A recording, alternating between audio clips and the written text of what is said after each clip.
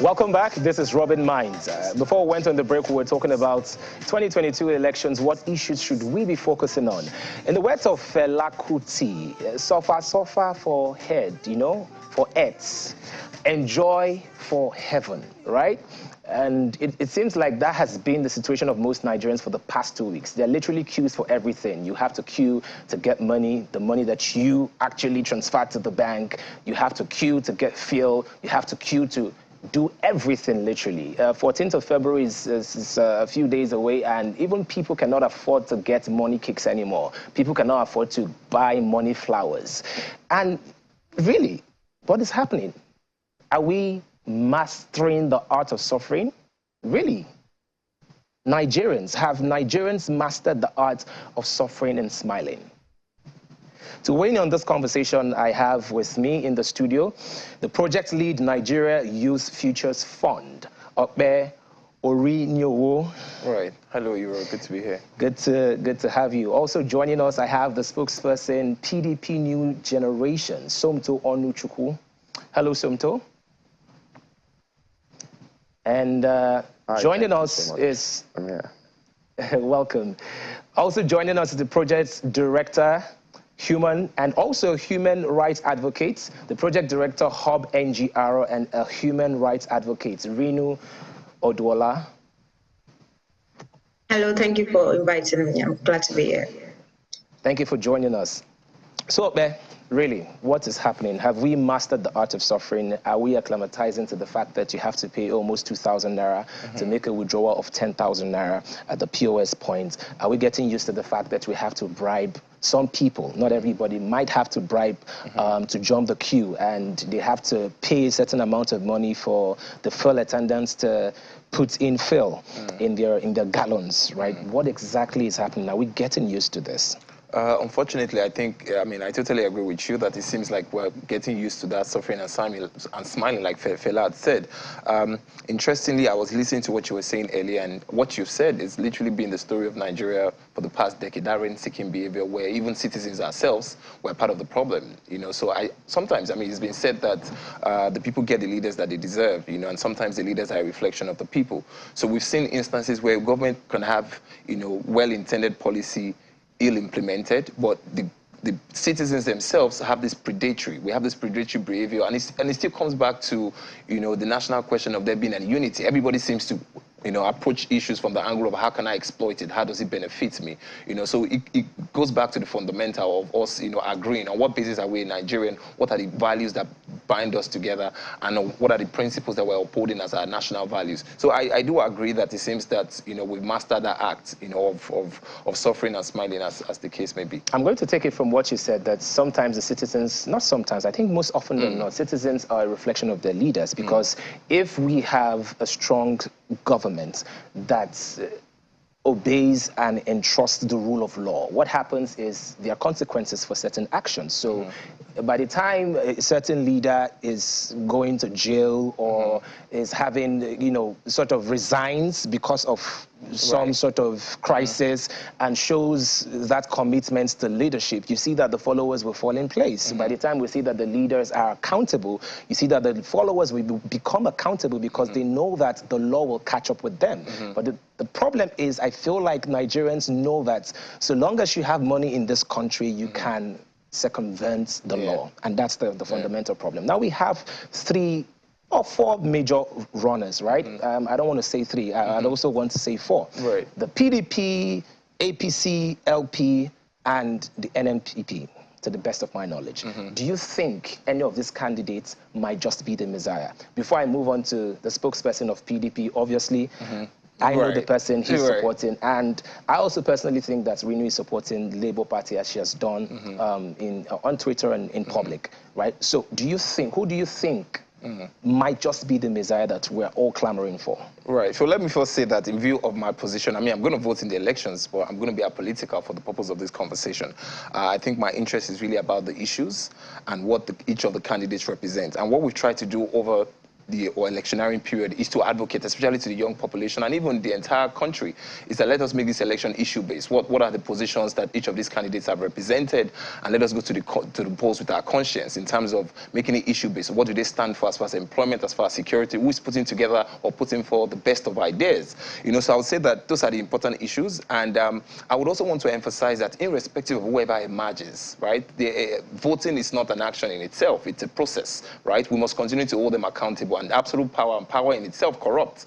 So irrespective of if any of those four candidates like you've mentioned emerges, we must continue to ensure that, you know, we're holding them accountable and we're also part of the process. So it's important that we have that backdrop. But let me also add that I just came in from Abuja, right, and I was in an event where there was supposed to be a presidential youth peace accord. Young people, young organizations came together, you know, for presidential candidates and political parties to sign an agreement. And I had gone the same approach of mentioning four parties, and they had the SDP presidential candidate in the room, and it took it very seriously to say that, you know, we should not always, we young people were always staying with this four mainstream. We should go with all these other options or parties. So I don't want to make the same mistake and say, okay, look at all the candidates in terms of the spectrum of what they represent. We need to address these issues from a very critical, analytical point of view, right? We have an 8 years experience to measure against, you know, of a political party. We also have the position of the presidential candidates of those parties, likewise all of. So we need to dissect issues from an issue-based position. And I think that it's unfortunate that, you know, sometimes our diversity doesn't play to our advantage. You know, for a heterogeneous society like ours, it has always been a pattern where elections have been along ethnic lines, along religious lines. That's why issues like Muslim ticket will continue to, you know, play a significant role. And it's unfortunate to note that going into the 2023 elections, these issues will still be important, right? People are still going to vote along those lines. However, for someone like me who is a development practitioner and who understands that democracy is a process and we're a young democracy, is that I'm looking to see that there is an emergence of a critical mass that spreads across the country. You know, the 80-20 principle that, you know, would require a critical mass of 20% of the people to convince the doubting Thomas that change would eventually come.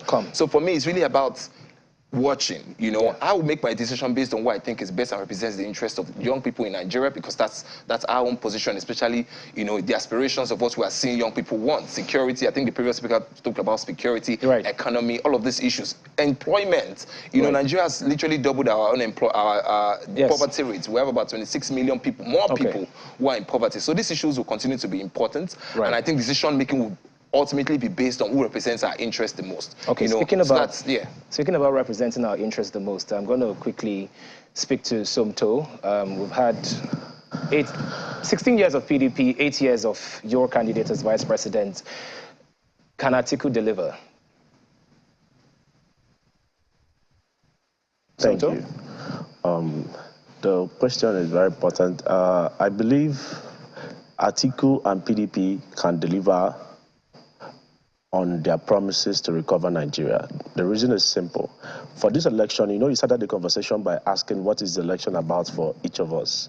This election for me is about economy, security, and under economy, there is unemployment and inflation. So I'm going to analyze the two administrations, the 16 years of PDP and 8 years of APC. During the PDP administration, Nigeria was on a path of growth.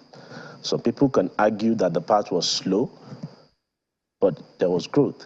We recorded our highest GDP growth in 2002, and that was when Alhaji Atiku Abubakar was the vice president and head of National Economic Council.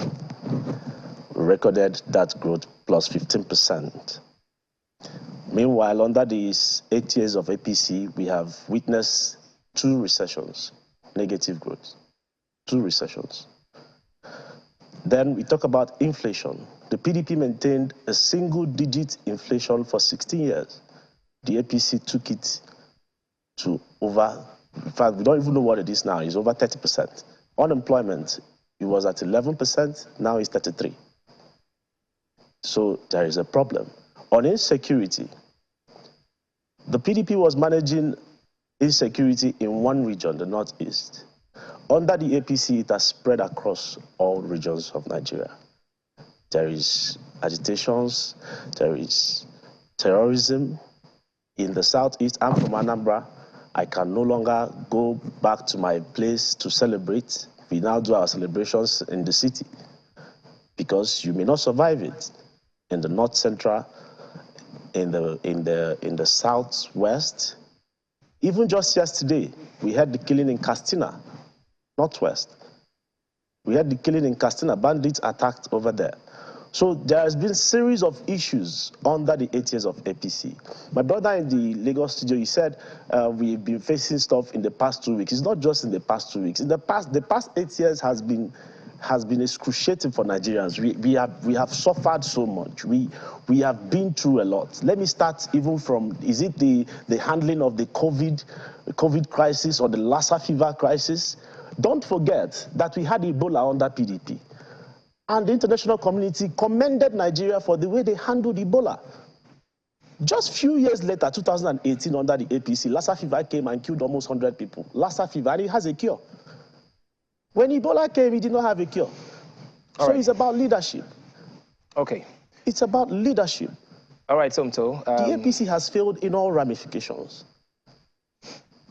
You know, it's very interesting because the APC got the mandates because people were tired of the PDP and the level of governance at that point in time, and that was how power shifted to the APC. Now, we have new front runners, not new political parties, but certain political parties that have been at the backdrop or at the back end have now sort of emerged to be front runners.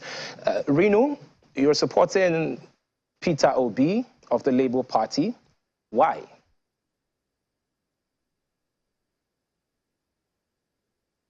I know that this was a partisan conversation. However, why am I supporting Peter Obi? I'm supporting him because as a young person, I'll be voting on the issues that matter most to me. You know, and that's what voting is all about, you know, vote for the issues that matter most to you, especially social issues, and the person that is capable to address those issues. When it comes to education, when it comes to jobs, when it comes to innovation, technology, human rights, women's rights, the ability to understand global trends, quality healthcare, security, amongst others. Those are the issues that are most important to me, because I'm not a party person. But then if Nigerians look critically at the candidates that we have now, you realize who is the best option among others. And Peter Obi is more than capable, looking from 3 angles. And you've asked us those questions. Let's look at 3 reasons. 1, the past. His Excellency Peter Obi has proven to be more capable in the educational sector, in fiscal management, in health sector transformation, economic investment, international investment. I can go on, and this is why we say, go and verify. The records are there. 2, the present. The past 8 years of our lives have been immersed in worse governance. Even when we look beyond that, you know, right back to the time where we started our democratic era, where you were asking the spokesperson from the PDP, it has been immersed in worse governance. We can't even refer to it as bad. You have economic stability, just like I said. More than 60% of young people do not have a job. The brain drain, worsening insecurity. In 2015, Buhari promised an exchange rate of 1 naira to $1. Today, we have naira to dollar over 500 naira. Okay. There's no fuel in a country that produces crude oil. Please let me learn. Exacerbated corruption. I can go on and on. And more. Also, the country systems, educationally, financially, I can go on and on, is in an appalling condition. Right. We cannot continue like this. Nigerians cannot afford to reward failure. No, I'm not trying to cut you short. Let us look at the future. Yeah, I'm not trying to cut you short. Let us look at the future. Look at the people contesting. Look at the people contesting. How many of them are actually concerned about the future of young people? I'll end there. Thank you. Okay, Renu, thank you very much. I was not trying to cut you short. I just want to make sure that the viewership is just enjoyable for everybody in terms of, you know, your image, right? So I'm going to quickly get back to you before I go to the PDP spokesperson. To be honest, it seems like when Nigerians get tired of a particular party, right, we move over to the next party. And one of the biggest fear for the emergence of, let's say, an NNPP or an LP is how governable it will be for those candidates, in the sense that if you look at, because, well, everybody's concentrating on the presidency. We have the House of Reps, we have governors, we have there are other elected positions. So, peradventure, right, a candidate from either of these 2 parties or any of other parties, because we're not trying to sideline the other parties that are involved. Peradventure, a candidate emerges that is not PDP or APC, how well do you think they can sort of synchronize the government in the sense that most of the elected positions might not necessarily be from those parties? Right. Thank you very much. And I think I want to start by saying that it is important, I would like to disabuse our mind, especially as young voters going into the polls, about not even being rooted in political party structure, to say APC, PDP. Because ultimately, if we look at our recent democracy and all that, it's a conflagration. You know, it's the same people moving around. Even Peter Obi has moved from PDP to APC. The APC itself has components of a G5 or a G7 who moved from PDP then to form APC and form mergers. What we are seeing right now is elite consensus. The elite of this country has continuously hold this country to the jugular. We must identify this and understand right now that we must have a clear path. What represents the interest? What kind of Nigeria do we want in the next 10 years, in the next 20 years? What represents our collective aspiration? Can we have an elite consensus around it, which comes to the winner-takes-all mentality?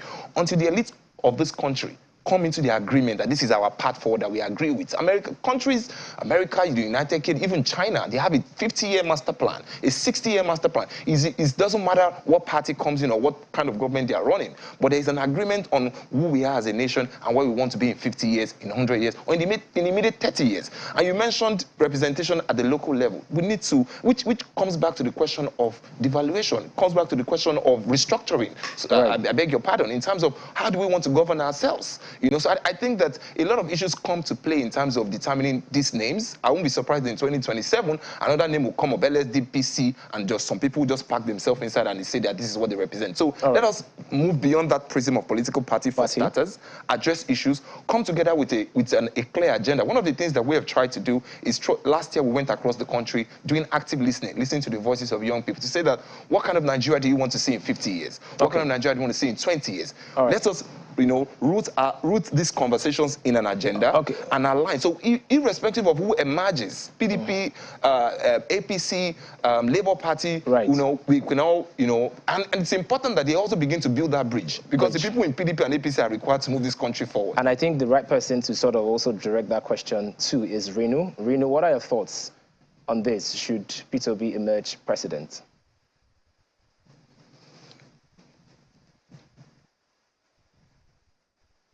Yes, unmute, please. Unmute, please. Yes, I can hear you. Yes, I can hear you now.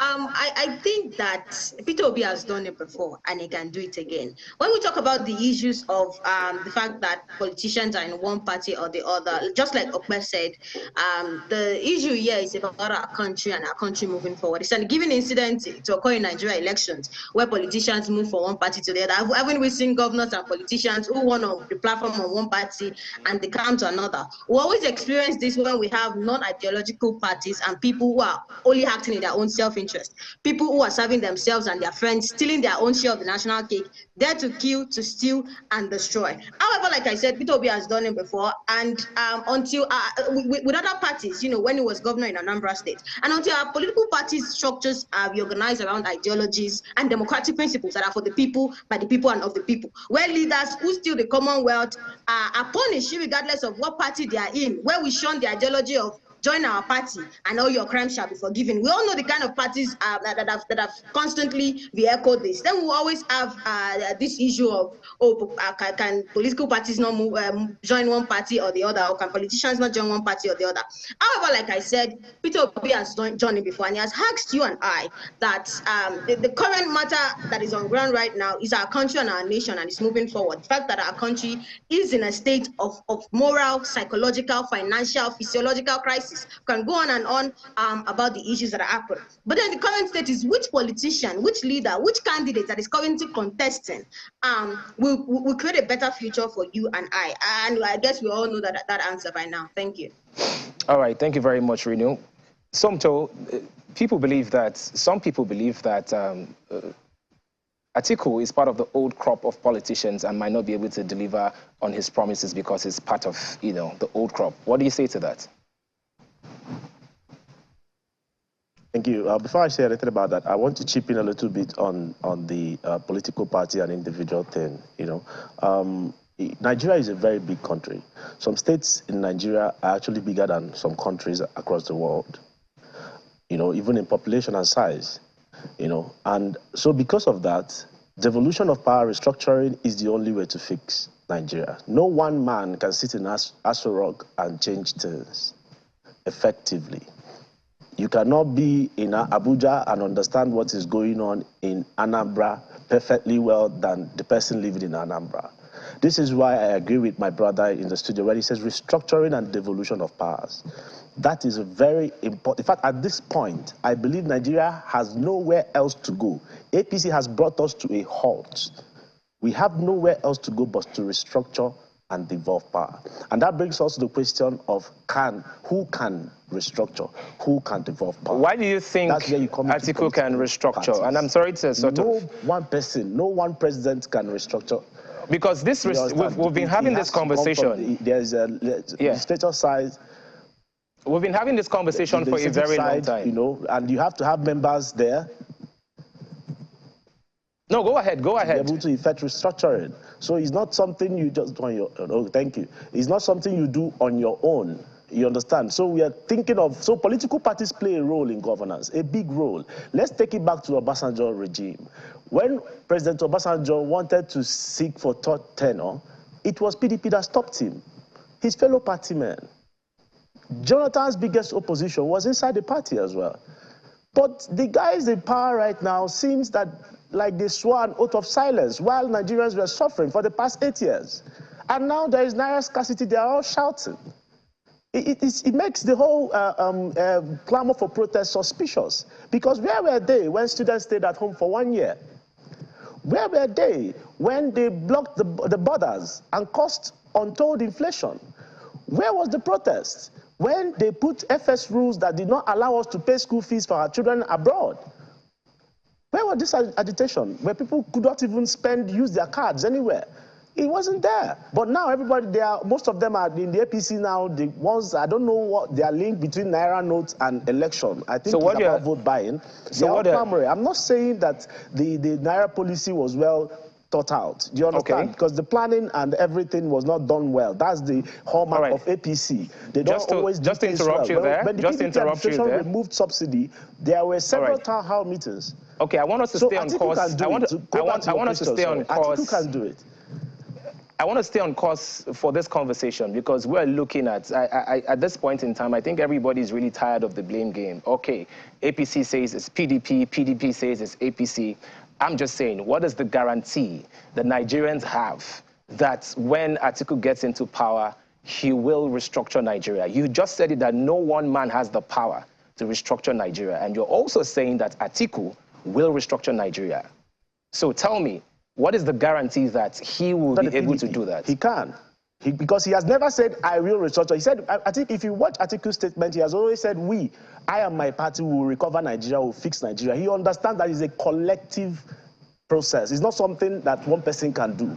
He understands it. If you read the covenant, his manifesto, you will see that he broke it down in stages. There is a legislative stage, you know, and then before that, there is one he can do with the executive powers that he has. That was why a few days ago he said in the first 6 months of his presidency, if elected, he would have achieved 80% of restructuring of Nigeria. So these are things we have to take seriously. Restructuring is a key topic for 2003 elections. Thank you very much. So we've seen the emergence of Labour Party. Initially, they said Labour Party, they do not have structure. They do not have a structure, and now it is no longer about structure. We've seen that they have had some mega rallies in different states. But does the Labour Party need to do more? Are they there yet? Renu?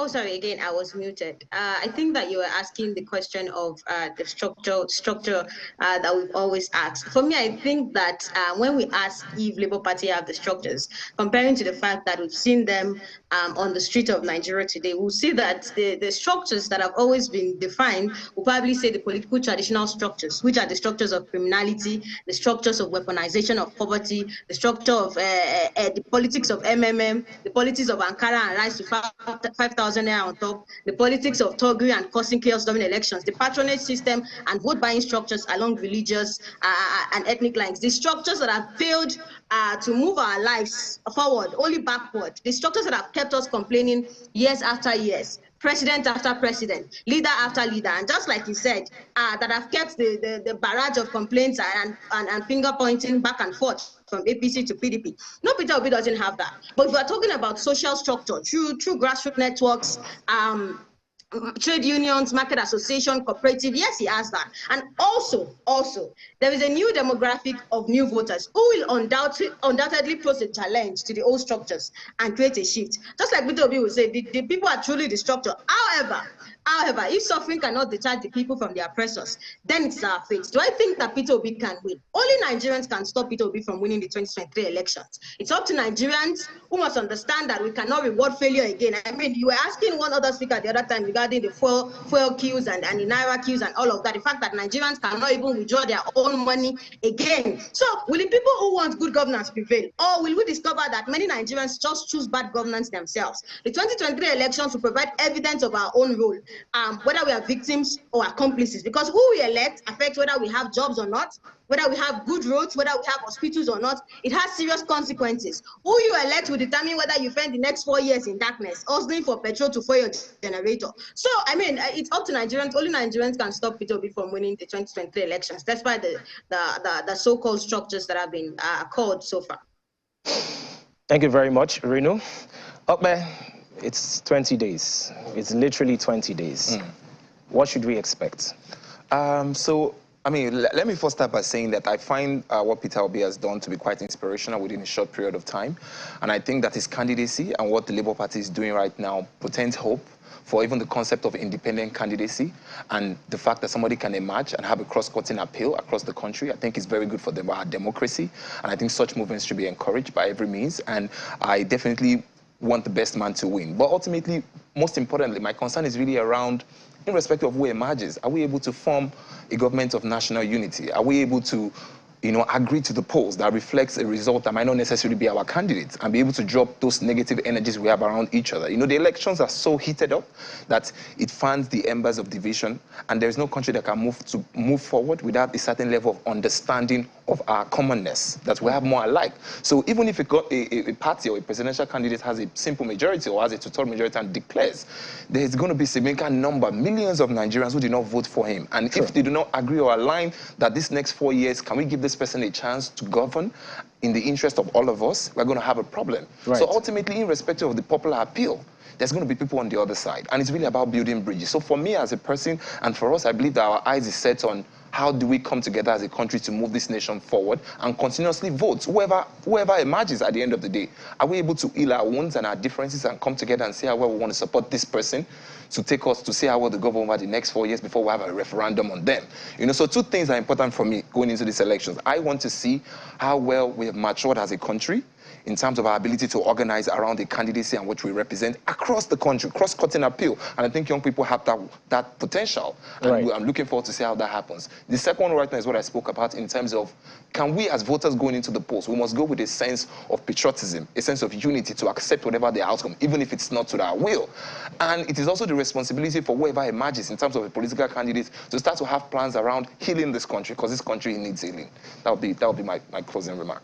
And that is really profound. We've drawn the lines, and we've drawn the lines so deep amongst ethnicity and religion, even down to the candidates. On Twitter, if it's a warfare, it's a war. It's PDP versus LP versus APC. Reno, how can we all come together? Because at the end of the day, it's one Nigeria, it's one people. We're one people. How can we come together, Reno? Well, just like you said, right, it's one Nigeria, we're one people. I was telling someone on an interview about what I think the question was, what if the people that you want to win do not win?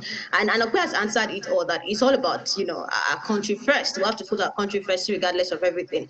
I think that the most important thing for me, it's not actually about politicians, but then putting Nigeria on the right track, leaders who can address the high unemployment rate, worsening poverty, parity. You and I know what the problems that we are in today. And so whoever wins the election on February 25, we have a lot of issues to grapple with.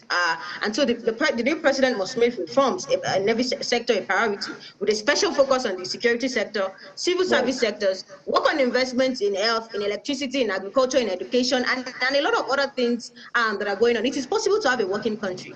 It is possible to be among the Committee of Nations for Progress instead of being constantly in the news for a third world corrupt country. So we can have a sane nation. And so Nigerians, if you haven't gotten your PVC, there's still a few hours to go. Please go and get your PVC and vote in the right people. Thank you. Thank you very much. Thank you very much, Renu. That was very, very sound.